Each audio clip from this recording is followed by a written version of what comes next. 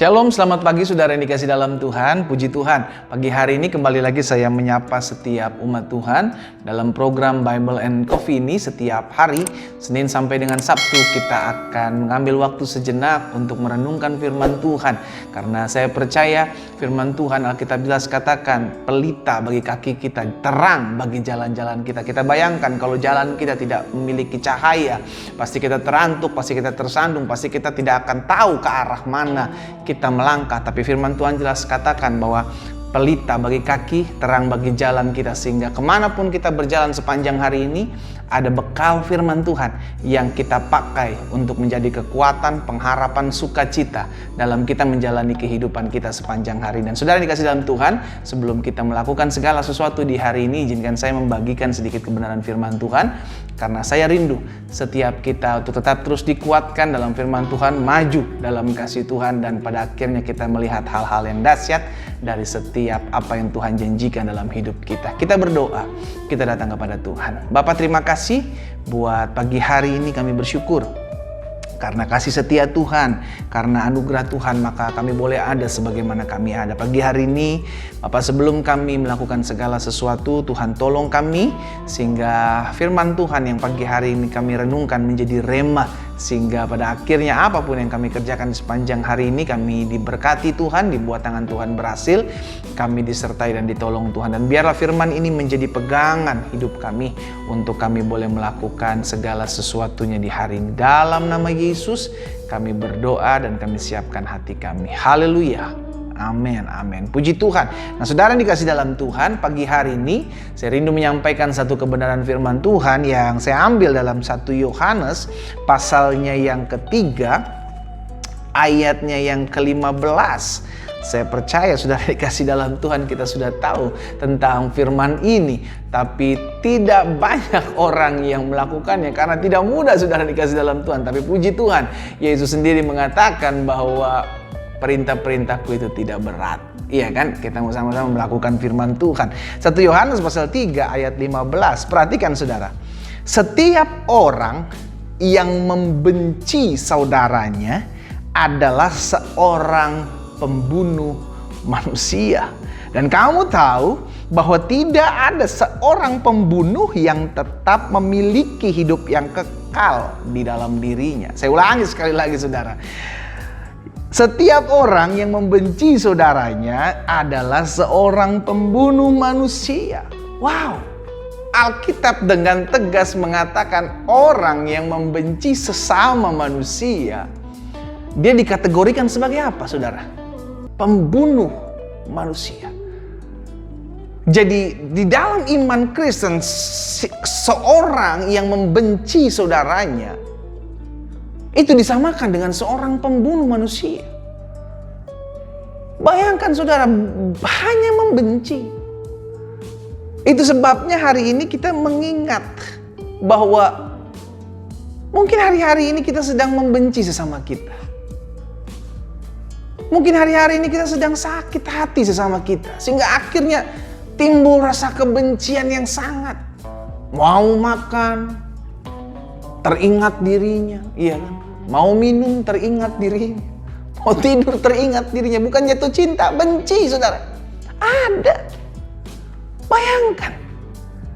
Dan Alkitab sudah mencatat dengan jelas orang yang membenci saudaranya adalah seorang pembunuh manusia. Dan kamu tahu, Kitab katakan bahwa tidak ada orang memiliki hidup yang kekal kalau dia seorang pembunuh. Jadi standar kekristenan tentang membenci saudaranya sudah jelas. Orang yang membenci sesamanya disamakan dengan seorang pembunuh. Makanya gak gampang ikut Yesus. Gak gampang. Karena jaminannya adalah mahkota kehidupan. Jaminannya adalah sorga, saudaraku. Sehingga akhirnya kita terus dibenahi, kita terus diperlengkapi. Bahkan Yesus pernah bilang, barang siapa memandang seorang wanita saja dan mulai mengingininya, ia sudah berzina dalam hatinya.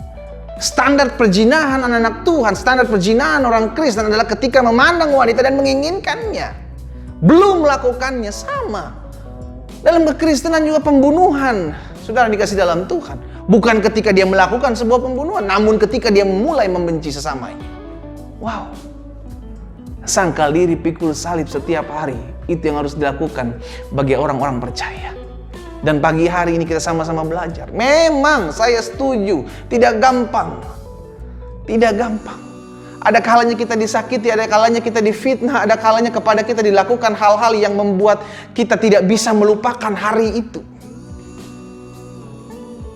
Lalu akhirnya timbul kebencian, timbul sakit hati, timbul kepahitan. Dan saudara tahu siapa yang diuntungkan ketika hati kita penuh dengan kebencian? Iblislah yang diuntungkan. Sehingga akhirnya pagi hari ini mungkin saudara bilang, pendeta gampang ngomongnya karena pendeta nggak ngalamin. Mungkin sebagian saudara bilang, pendeta gampang ngomongnya. Saya sakit, pendeta dihianati. Pendeta gampang ngomongnya. Saya kecewa, pendeta. Saya sudah tolong, saya sudah bantu, saya sudah lakukan yang terbaik bagian saya. Tapi apa yang dibalaskannya kepada saya sakit hati. Saudaraku, saya cuma mau bilang Yesus pernah mengalaminya. Yesus pernah mengalaminya. Dia dihianati oleh muridnya. Yesus pernah mengalami disakiti, bukan hanya disakiti hatinya, namun fisiknya. Disitulah Alkitab mengajarkan kepada setiap kita, jika kita mengalami masa-masa sukar, jika kita mengalami masa-masa sulit, jelas firman Tuhan katakan, pandanglah Yesus. Kenapa? Karena Yesus pernah mengalaminya. Dan kalau dia pernah mengalaminya, dia pasti bisa menolong orang-orang yang pernah mengalaminya. Tidak mudah, namun kita harus belajar. Tidak mudah, namun kita harus mencoba. Petrus pernah menanyakan kepada Yesus, Guru, sampai berapa kali aku harus mengampuni saudaraku? 7 kali? Yesus bilang apa? Bukan, tetapi 70 kali 7 kali. Tidak terbatas pengampunan itu. Karena selama kita hidup di muka bumi ini, saudara, kita dilatih, kita dibentuk, kita dididik, kita diajar untuk selalu bersikap memiliki kasih. Kenapa? Karena kasih menyelesaikan segalanya. Dosa kita diselesaikan oleh karena kasih Allah dalam hidup kita. Karena itu hari ini kita belajar. Kalau di antara kita yang pagi hari ini mendengarkan firman Tuhan ini, dan kita merasa saya adalah pribadi orang yang masih membenci sesama saya.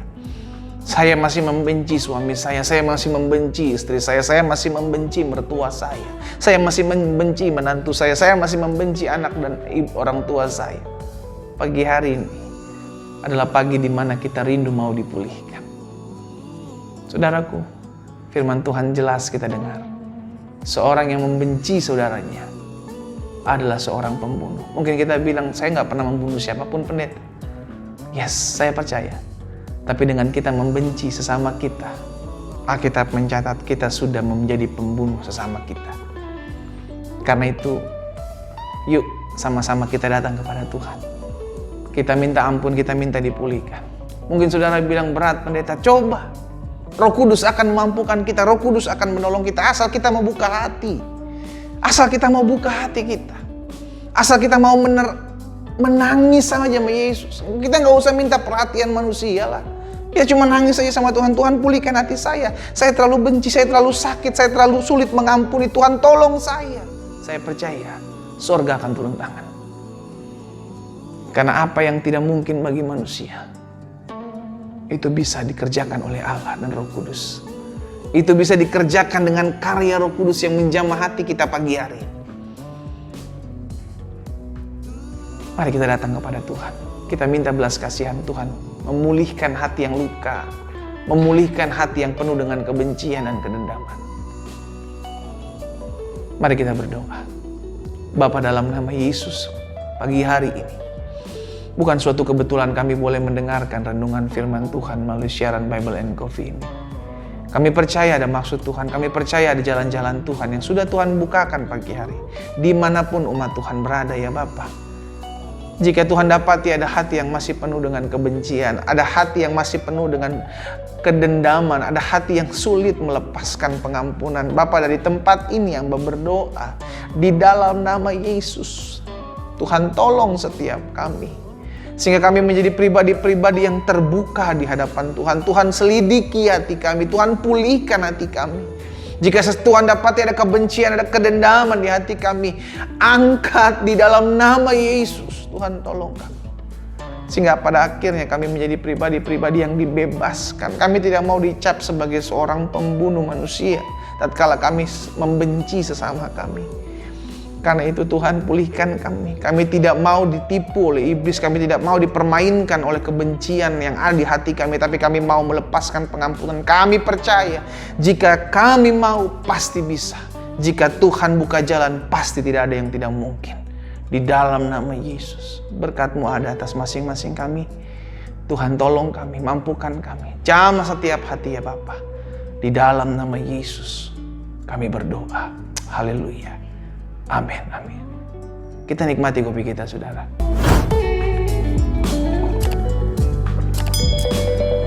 Jangan sampai kita menjadi seorang pembunuh ketika kita mulai membenci sesama kita.